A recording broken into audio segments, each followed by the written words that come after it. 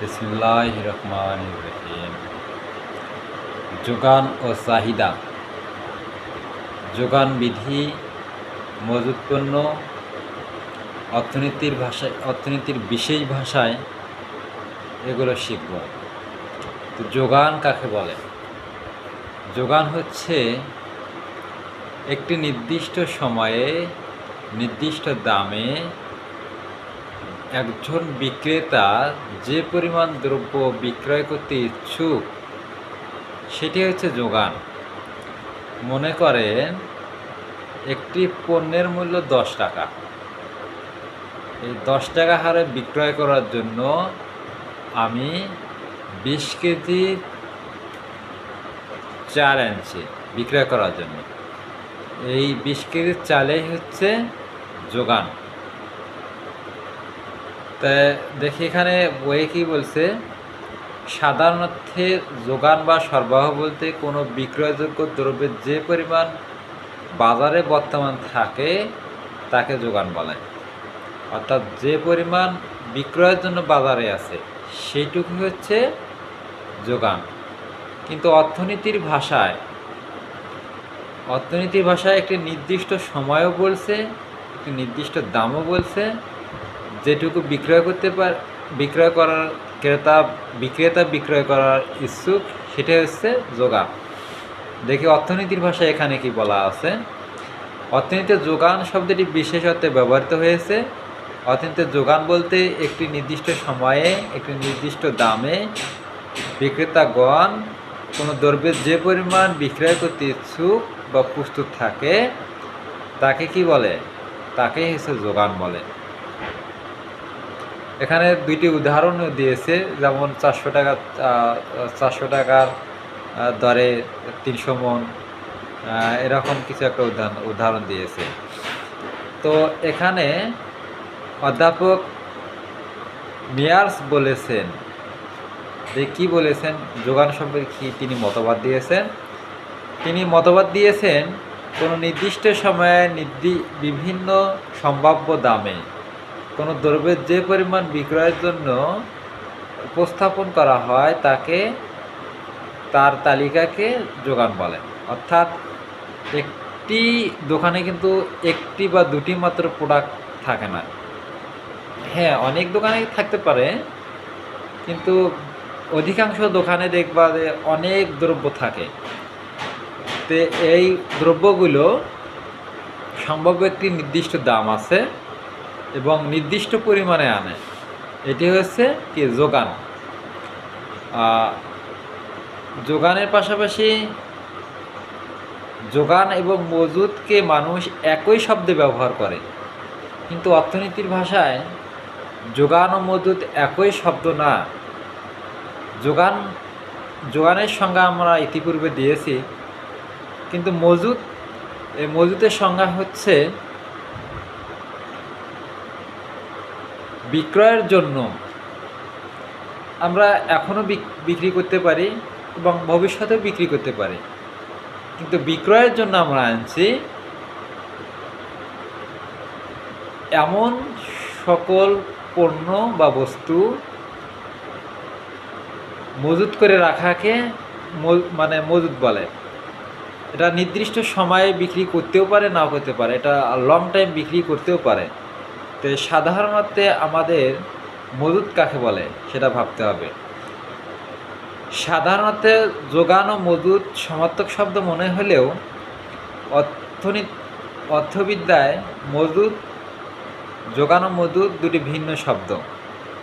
একটি নির্দিষ্ট সময়ে একটি নির্দিষ্ট দামে কোনো দ্রব্যের যে পরিমাণ ক্রেতা বিক্রয় করতে ইচ্ছুক তাকে হচ্ছে যোগান বলে, কিন্তু মজুদ হচ্ছে কোনো দ্রব্যে বিক্রয়যোগ্য মোট পরিমাণে হলো মজুদ। অর্থাৎ যোগান দেওয়ার জন্য একটি নির্দিষ্ট সময় লাগে, আর কোনো বিক্রয়লব্ধ বস্তু অনেকগুলো বস্তু থাকতে পারে, বা যেমন আজকে যোগান আসছে 10 কেজি, অথবা আগামী 3 দিন 4 দিন পরেও আরও 10 কেজি 20 কেজি করে রাখতে পারে। এই সমগ্র বস্তু বা দ্রব্যের সমষ্টি হচ্ছে মজুদ। আর যোগান আর মজুদের পার্থক্য হচ্ছে এটাই, যোগান নির্দিষ্ট সময়ে বিক্রি করার জন্য বা ক্রেতার চাহিদা অনুযায়ী যে বস্তুগুলো বিক্রি করার চিন্তা করে সেটা হচ্ছে মজুদ। যোগান।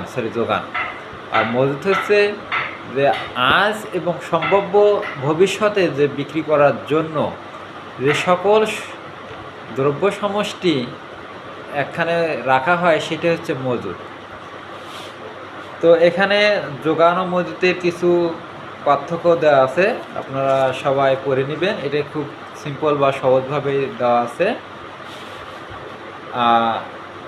এর পরবর্তীতে আছে যোগান সূচি এবং যোগান রেখা। আসলে যোগান সূচিটা কি? যোগান সূচি একটা তালিকা। এটা হচ্ছে সহজেই বোঝা যায় যে একটা কিভাবে কি একটা মনে জানি খুব কঠিন একটা বিষয়, কিন্তু না, যোগান সূচি একটা হচ্ছে কি তালিকা। যেমন যোগান কিন্তু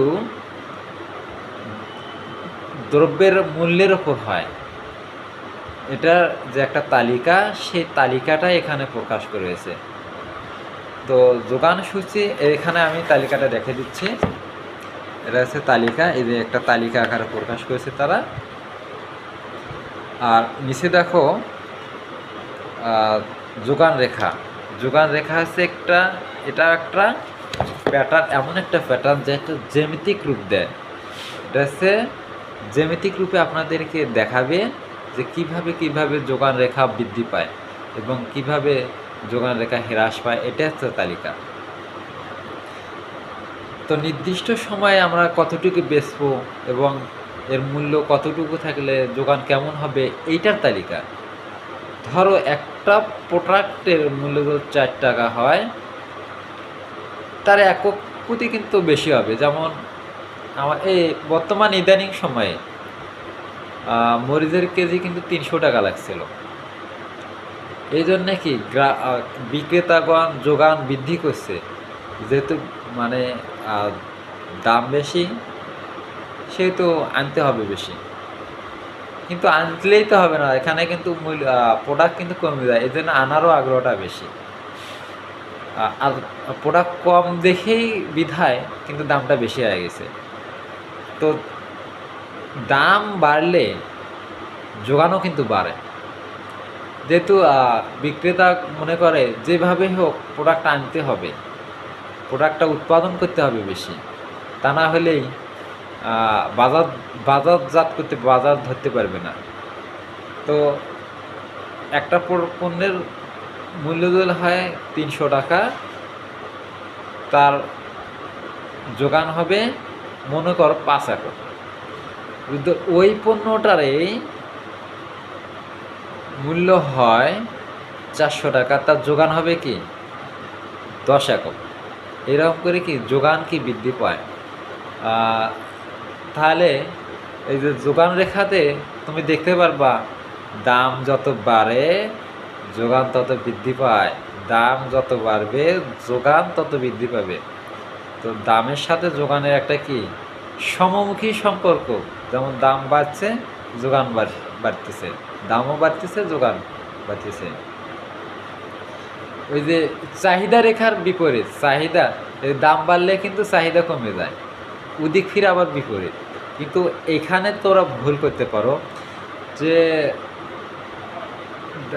সমমুখী না বিপরীত, ঋণাত্মক না ধনাত্মক, এইটা কিন্তু তোরা অনেকে মিস করো যে এটা যোগানে না চাহিদায়। সো আমি মনে করে দিচ্ছি যোগান রেখায় কিন্তু এটা সমমুখী সম্পর্ক। দাম বাড়বে যোগানও বৃদ্ধি পাবে, দাম বাড়বে যোগানও বৃদ্ধি পাবে। তো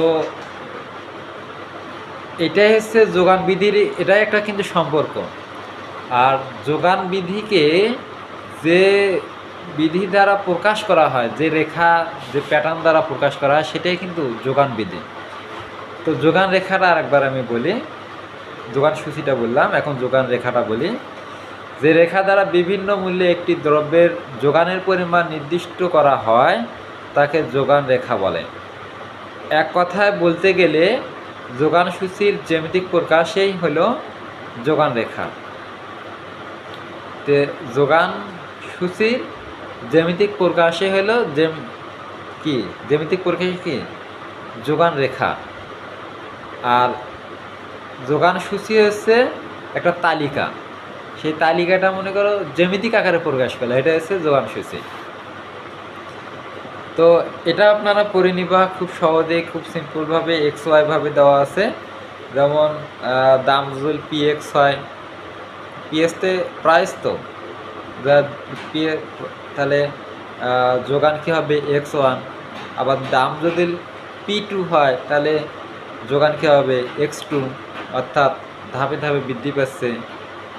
এই জন্য কিন্তু যোগান রেখা বাম দিক থেকে, অর্থাৎ বাম দিক থেকে ডান দিকে ঊর্ধ্বগামী, তার কারণ দাম বাড়লে যোগানও বাড়তেছে। তো এখানে আবার কিছু দেওয়া আছে যোগান সূচি ও যোগান রেখার মধ্যে পার্থক্য। আপনারা কিন্তু নিশ্চিত করলে বুঝতে পারবা, যে যেহেতু এগুলো খুব সহজ বিষয়, করলেই নিশ্চয়ই বুঝতে পারবা। তো প্রথমে সংজ্ঞা দিয়েছে যে যোগান সূচি ও যোগান রেখা। যোগান সূচি কি? একটি হচ্ছে তালিকা পদ্ধতি। আর যোগান রেখা কি? যোগান রেখা হচ্ছে একটি যোগান, যে রেখা, যে সূচি, যে রেখার মাধ্যমে প্রকাশ করে তাকে হচ্ছে যোগান রেখা। যোগান সূচি হচ্ছে একটা তালিকা পদ্ধতি, আর যোগান রেখা হচ্ছে জ্যামিতিক পদ্ধতি। তারপর এটা হচ্ছে গাণিতিক রূপ কি? সূচি হলো যোগান সূচি হলো যোগান বিধির পাটিগণিত রূপ, আর এটা হচ্ছে কি যোগান রেখা কি জ্যামিতিক রূপ। তারপর এখানে আরও একটি দেওয়া আছে যোগান সূচিতে প্রথম কলাম দাম এবং দ্বিতীয় কলাম হচ্ছে যোগানের পরিমাণ। কিন্তু যোগান রেখায় ভূমি অক্ষে যোগানের পরিমাণ এবং লম্ব অক্ষের দাম, এটা একটা পার্থক্য। তারপর এখানে বেশ কিছু পড়ার মধ্যে এখানে আছে যোগান বিধি। আমি কিন্তু যোগান বিধি সম্পর্কে একটা তথ্য দিয়েছিলাম পূর্বে যোগান রেখাতে। তো দাম ও যোগানের যে সমমুখী সম্পর্ক, এটা হচ্ছে কি যোগান বিধি। এই যোগান বিধির এটা কি ঋণাত্মক সম্পর্ক, ধনাত্মক সম্পর্ক, তার কারণ সমমুখী বলে কি এটা কি ধনাত্মক সম্পর্ক। তো অর্থনীতিতে যে বিধির সাহায্যে দাম ও যোগানের সম্পর্ক প্রকাশ করা হয়, তো এখানে কি দাম ও যোগানের সম্পর্ক প্রকাশ করছে, তাকে কি যোগান বিধি বলতেছে। যোগান বিধি অনুযায়ী অন্যান্য অবস্থা অপরিত থেকে দ্রব্যের দাম বাড়লে যোগান বাড়ে এবং দাম কমলে যোগান কমে। মানে অন্যান্য অবস্থার অপরিবর্তিত থেকে, যেমন রাজনৈতিক নিকৃষ্ট পণ্য আছে, তারপর হচ্ছে পরিবর্তন করব পণ্য আছে, অনেক কিছু আছে আর কি। যেমন শ্রমের যোগান আছে, পরিবেশ পরিস্থিতির ওপরও যোগানের মানে কিছু কিছু ব্যতিক্রম আছে নিয়ম। তো এই ব্যতিক্রম নিয়ম ছাড়া পণ্যের দাম বাড়লে যোগান কিন্তু বাড়বেই। তো আমি আগামীতে যোগান বিধির যে ব্যতিক্রম নিয়মগুলো সেগুলো আমি আপনাদেরকে জানাবো। তো এই ক্লাসটা হচ্ছে অর্থনীতির যে কোনো বিষয়ে এটা থাকে, অনার্স থেকে কিছু কিছু ক্ষেত্রে ইন্টারেও থাকে। আপনারা সবাই জেনে নেবেন, এই ক্লাসগুলো খুব গুরুত্বপূর্ণ বিষয়। তো যোগান বিধির যে ব্যতিক্রম নিয়মগুলো, এগুলো আগামীতে আমি সুশৃঙ্খলভাবে আপনাদেরকে বোঝানোর চেষ্টা করব। এতক্ষণ যারা আমার এই ক্লাসটি শুনছিলেন সবাইকে ধন্যবাদ।